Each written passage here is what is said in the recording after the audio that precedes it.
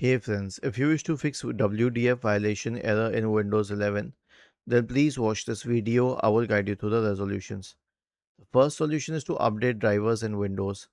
Right click on the Start button and select Settings from the menu.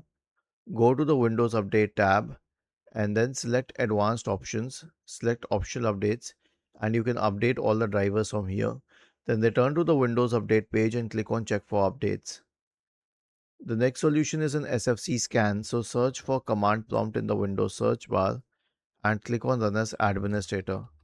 Type the command sfc /scan now and hit enter to invoke the SFC scan.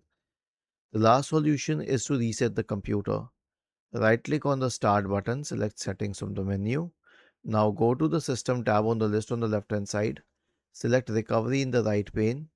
Select Reset PC. Select Remove Everything. And finally, when it loads, you can select Cloud Download. Okay, and then click on Next to initiate the process. Was this helpful? If yes, then please subscribe to the channel. If not, then let us know in the comment section of the video on how we could help you further.